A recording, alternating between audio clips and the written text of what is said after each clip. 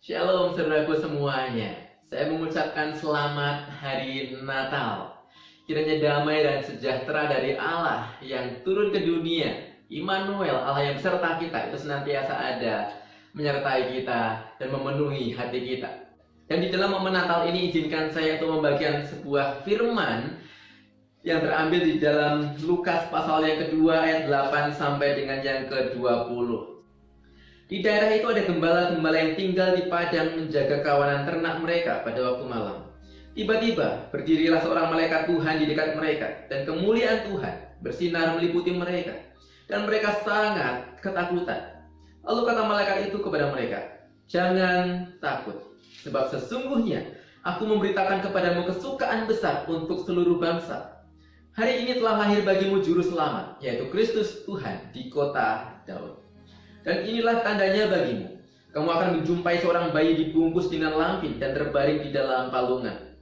Dan tiba-tiba tampaklah bersama-sama dengan malaikat itu sejumlah besar bala tentara surga yang memuji Allah. Katanya, kemuliaan bagi Allah di tempat yang maha tinggi, dan damai sejahtera di bumi di antara manusia yang berkenan kepadanya." Setelah malaikat-malaikat itu meninggalkan mereka dan kembali ke surga, gembala-gembala itu berkata seorang kepada yang lain, "Marilah kita pergi ke Bethlehem untuk melihat apa yang terjadi di sana, seperti yang diberitahukan Tuhan kepada kita." Lalu mereka cepat-cepat berangkat dan menjumpai Maria dan Yusuf dan bayi itu yang sedang terbaring di dalam palungan. Dan ketika mereka melihatnya, mereka memberitahukan apa yang telah dikatakan kepada mereka tentang anak itu. Dan semua orang yang mendengarnya heran tentang apa yang dikatakan gembala-gembala itu kepada mereka. Tetapi Maria menyimpan segala perkara itu di dalam hatinya dan merenungkannya. Maka kembalilah gembala-gembala itu sambil memuji dan memuliakan Allah karena segala sesuatu yang telah mereka dengar dan mereka lihat. Semuanya sesuai dengan apa yang telah dikatakan kepada mereka. Amin. Saudaraku, kisah tentang malaikat dan para gembala tentu saja bukan suatu kisah yang asing bagi kita. Tapi saya rindu untuk membagikan 3 hal yang kita bisa pelajari dari kisah ini di dalam momen Natal kita tahun ini. Yang pertama, kita mau belajar tentang mendengar. Mendengar. Saudaraku, malaikat itu datang kepada para gembala, dan kita boleh melihat di ayat yang ke-15, gembala-gembala itu setelah mereka mendengar, mereka mencerna apa yang disampaikan kepada mereka oleh malaikat itu. Dan seperti yang diberitahukan Tuhan kepada kita, mereka katakan, "Ayo kita pergi." Mereka mendengar, mereka listen. Mereka bukan hanya ear, tapi mereka listen. Mereka memperhatikan, mendengar dengan sungguh-sungguh apa yang disampaikan malaikat, dan mereka kemudian bisa meresponi itu. Dan ketika mereka sampai di tempat di mana bayi Yesus ada, hal itu juga yang disampaikan kepada orang-orang di sana. Ayat 17. Dan ketika mereka melihatnya, mereka memberitahukan apa yang telah dikatakan kepada mereka tentang anak itu. Bahkan di ayat 20 pun, setelah mereka kembali dari tempat itu, mereka senantiasa memuliakan Tuhan karena semuanya sesuai dengan apa yang telah mereka lihat, dan semuanya sesuai dengan apa yang telah dikatakan kepada mereka. Jadi kita bisa melihat bagaimana para gembala itu sungguh-sungguh mendengarkan, listen, terhadap apa yang disampaikan gembala, dan apa yang disampaikan gembala, mereka sungguh merenungkannya, membuat mereka berangkat ke Bethlehem, menceritakannya kepada orang lain apa yang mereka sudah dengarkan, dan bahkan mereka terus memikirkannya, merenungkannya sepanjang jalan sehingga mereka memuliakan Tuhan. Dan itu dimulai dengan mendengar. Sekali lagi, listen, mendengar dengan sungguh-sungguh. Dan ketika mereka menyampaikan kepada orang-orang yang mereka jumpai di kandang itu, di tempat bayi itu berbaring, kita boleh melihat bahwa semua orang yang mendengarnya heran tentang apa yang dikatakan mereka. Orang-orang lain heran, tapi tidak dikatakan, mereka percaya memang. Ada sebuah perbedaan memang ketika kita melihat hal ini. Para gembala mendengar berita itu dari malaikat, sesosok makhluk ilahi yang extraordinary. Ketika kita diperhadapkan dengan sebuah sosok ilahi seperti malaikat, maka kita tahu sang messengernya itu sendiri luar biasa. Sehingga orang akan cenderung memberi perhatian lebih ketika ada seorang messenger malaikat yang extraordinary datang menyampaikan sesuatu kepada mereka. Tetapi ketika gembala itu menyampaikan kepada orang lain, orang-orang itu mendengar berita itu, berita yang sama sebenarnya dari para gembala. Which is, itu adalah kalangan yang biasa. Bahkan kalangan yang rendah, kalangan yang hina, kalangan nggak berpendidikan. Sehingga mereka mungkin berpikir, kenapa aku harus mendengarkan kamu? Kenapa aku harus mendengarkan kata-kata para gembala? Mereka heran, tetapi belum tentu mereka percaya. Saudaraku, ini menjadi sebuah perenungan buat kita. Bagaimana ketika kita menjadi orang Kristen hari ini? Sumber kita dari mana? Dari buku, dari Alkitab. Sebuah buku yang ditulis oleh manusia yang mendapatkan ilham ilahi. Tetapi kita menerimanya dalam sebuah buku yang mungkin bagi kita cukup panjang dan agak membosankan. Berita-berita Natal kita terima dari manusia biasa, para pengkhotbah, para hamba Tuhan, para pendeta, penginjil, atau bahkan teman-teman kita. Dan mereka tidak spesial mungkin. Kata-kata mereka mungkin cukup membosankan. Mereka tidak terkenal dan lain sebagainya. Tetapi apakah sang messenger itu mempengaruhi bagaimana kita mendengarkan? Apakah ketika kita di dalam momen Natal ini, apalagi ini Natal yang bagi banyak orang masih virtual, masih online, apakah itu mempengaruhi cara kita mendengarkan pesan firman itu sendiri? Suasananya berbeda mungkin, messengernya, penyampai pesannya berbeda, dan kemudian feel-nya nggak dapet buat kita, bosan dan segala macamnya, sehingga pesannya sendiri kita abaikan. Saudaraku, mari kita mengingat apa yang terjadi dalam Bilangan pasal 22, di mana sang keledainya Bileam dipakai Tuhan untuk menyampaikan pesan ilahi Tuhan. Itu satu hal yang konyol, mungkin satu hal yang nggak biasa, tapi ini cukup untuk membuat kita berpikir ulang bahwasanya messenger is not a message. Penyampai pesan itu bukan pesannya.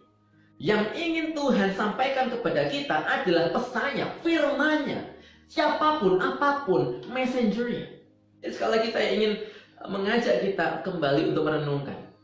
Mari di masa Natal ini, siapapun messengernya, apapun kondisinya, kita mau terfokus kepada message-nya. Apa pesan Natal buat kita? Apa firman Tuhan buat kita secara pribadi? Mari kita merenungkan hal itu sungguh-sungguh. Pesan yang kedua yang disampaikan bagi kita dalam Natal ini adalah untuk kita menjadi pembawa damai. Ayat yang ke-14 dikatakan, kemuliaan bagi Allah di tempat yang maha tinggi, dan damai sejahtera di bumi di antara manusia yang berkenan kepadanya. Saudaraku, damai itu identik dengan Natal. Damai, damai, dan damai. Tapi apa itu damai menurut kita? Apa sih itu damai? Saudaraku, saya yakin damai di dalam Alkitab itu tidak berkaitan dengan materi. Damai itu tidak bicara tentang seberapa banyak yang kita punya. Damai itu tidak bicara soal kenyamanan kita, tidak bicara soal kondisi atau situasi kita. Damai dalam Alkitab itu bicara tentang hubungan kita dengan Allah. Kita yang diperdamaikan dengan Allah. Saudara, ketika kita ini adalah manusia yang berdosa, hidup dalam dosa, maka kita cenderung untuk menjadi Allah-Allah kecil bagi diri kita sendiri. Kita ingin otonom dari Tuhan. Kita ingin berkuasa atas diri kita sendiri, in control. Kita self-centered, segala sesuatu untuk kita, kepuasan kita, kenyamanan kita, pemikiran kita, dan lain sebagainya. Dan ketika kita ini menjadi Allah-Allah kecil yang otonom, berusaha demikian, maka kita nggak bisa berdamai dengan Allah yang ingin mengendalikan hidup kita, yang ingin berkuasa atas hidup kita. Tetapi itulah pesan Natal. Natal itu adalah pesan pendamaian di mana kita diperdamaikan dengan Allah. Yesus Kristus, sang juru selamat, datang ke dunia dengan sebuah tujuan untuk mati di kayu salib, menebus kita, mendamaikan diri kita dengan Allah, sehingga kita tadi yang bermusuhan dengan Allah, kita yang adalah musuh-musuh Allah, sekarang kita diperdamaikan dengan Allah. Kita yang adalah seteru-seteru Tuhan, sekarang kita menjadi diperdamaikan dengan Allah. Dan perhatikan bagian ini. Ketika kita sudah didamaikan dengan Tuhan, maka kita bisa menjadi pembawa damai bagi orang lain. Ketika kita sudah didamaikan dengan Tuhan, maka disitulah baru kita bisa menjadi pembawa damai bagi orang lain. Kenapa demikian? Saudaraku, ketika kita didamaikan dengan Tuhan, maka kita belajar. Kita belajar dalam segala kelemahan kita. Kita belajar untuk menundukkan segala kesombongan kita. Kita belajar untuk mengasihi orang lain dengan tulus. Kita belajar untuk melepaskan segala kenyamanan kita Kita melepaskan ego kita melepaskan harga diri kita tahu kita itu seorang hamba yang mau melayani. Maka ketika kita diperdamaikan dengan Tuhan, kita belajar bagaimana itu rendah hati. Dan kemudian dengan situasi seperti itu, kondisi seperti itu, kita bisa menjadi pembawa damai bagi orang lain. Kita bisa mengasihi orang lain dengan tulus. Kita bisa memberikan pengampunan bagi orang lain. Kita bisa mewartakan damai kepada orang lain. Sekali lagi, hal itu baru bisa ketika kita diperdamaikan dengan Allah. Pesan yang ketiga yang ingin saya bagikan hari ini adalah jangan takut. Jangan takut.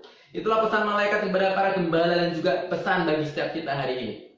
Ketika kita mendengar malaikat itu mengatakan jangan takut, mungkin kita beranggapan wajarlah orang takut. Ketika berhadapan dengan suatu hal yang ilahi. Ketika kita berhadapan dengan suatu hal yang ilahi, ada malaikat, ada Tuhan di depan kita, maka kita takut. Dan itu dimulai sejak kejadian pasal yang ketiga. Ketika manusia jatuh dalam dosa, mereka memberontak, mereka takut. Ketika mendengar suara langkah kaki Tuhan, mereka ketakutan dan mereka sembunyi. Tetapi ketika dikatakan hari ini telah lahir bagimu juru selamat yang mendamaikan kita dengan Tuhan kembali, kita bukan seteru Allah, kita diperdamaikan dengan Allah, maka seharusnya kita tidak perlu takut. Berita Natal itu sendiri seharusnya membuat kita tidak perlu takut lagi. Kenapa kita takut, saudara? Apa yang membuat kita takut? Kita takut ditolak mungkin. Kita takut gagal karena kegagalan kita akan mempengaruhi orang menilai kita. Kita takut adanya penolakan, kita takut adanya kegagalan. Tetapi ketika kita melihat kembali pada pesan Injil, juru selamat lahir, maka kita tahu sang pribadi Allah yang maha kuasa, pencipta langit dan bumi, telah mengasihi kita dengan sempurna. Maka kita tidak perlu takut lagi ditolak orang lain. Kita tidak perlu takut lagi akan penilaian orang lain kepada kita. Orang bisa menolak kita, orang bisa menilai kita buruk, tetapi Allah sang punya langit dan bumi. Dia sudah mengasihi kita dengan sempurna. Dia sudah menerima kita dengan sempurna. Maka tidak peduli apa kata orang. Tapi Tuhan menilai kita sebagai anak yang mulia dan berharga. Mungkin kita takut, apalagi kita takut masa depan kita. Kita takut tentang kondisi sekitar kita karena kita tidak bisa mengontrol segala sesuatu. Kita nggak tahu masa depan kita seperti apa. Tapi sekali lagi, ketika kita menyerahkan hidup kita di dalam Tuhan, maka kita tahu Allah itu adalah Allah yang sempurna. Dia begitu sangat baik dan dia pegang kendali. Seberapa baiknya Allah buat kita? Ketika Allah itu mengirim anaknya juru selamat untuk lahir buat kita, mati buat kita, itulah tanda kebaikan Tuhan yang paling besar. Maka ketika kita mengimani hal itu, pesan Natal membuat kita tidak perlu takut lagi akan masa depan kita. Mungkin kita tidak bisa pegang kendali, mungkin ada hal-hal yang di luar kontrol kita. Tetapi kita percaya ketika kita menyerahkan hidup kita kepada Tuhan, maka Dia yang pegang kendali dan kita nggak perlu takut lagi. Kita nggak perlu khawatir lagi karena Dia itu baik dan Dia pegang kendali. Itu sebuah kombinasi yang luar biasa buat kita. Allah itu baik dan Allah yang pegang kendali. Kita mungkin juga takut kematian. Kondisi pandemi COVID-19 membuat kita begitu takut akan adanya kematian yang bisa saja menghampiri kita kapan saja.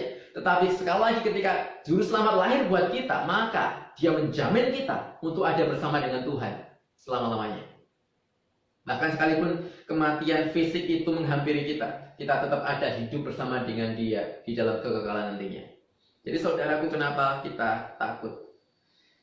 Juru selamat dinyatakan, dilahirkan buat kita. Dia mendamaikan kita dengan Allah sendiri. Dia memberikan kita kasih yang sempurna. Dia menjamin masa depan kita. Dia in control. Dia membuat kita memiliki sebuah jaminan yang kekal di dalam Dia. Apa yang kita takutkan? Bagaimana caranya untuk kita nggak takut? Malaikat itu katakan, kamu akan menjumpai seorang bayi dibungkus dengan lampin dan terbaring di dalam palungan. Dan itulah yang gembala-gembala lihat. Jadi hari ini, bagaimana cara kita untuk tidak takut lagi? Maka lihatlah kepada Yesus Kristus itu sendiri yang dilahirkan buat kita. Bagaimana caranya untuk kita tidak takut lagi? Lihatlah kepada Allah Sang Pencipta dan Maha Kuasa yang datang ke dunia untuk kita. Lihatlah kepada karya Tuhan yang dinyatakannya buat kita. Lihatlah kembali akan kasih-Nya yang luar biasa besar buat kita. Lihatlah akan karyanya yang begitu agung dan megah buat kita. Lihatlah kembali Yesus Kristus, Sang Immanuel yang hadir bersama dengan kita hari ini. Lihatlah kepada Dia. Renungkan makna Natal dengan sungguh-sungguh dan jangan takut. Selamat Hari Natal, Merry Christmas. Tuhan Yesus memberkati kita sekalian. Soli Deo Gloria.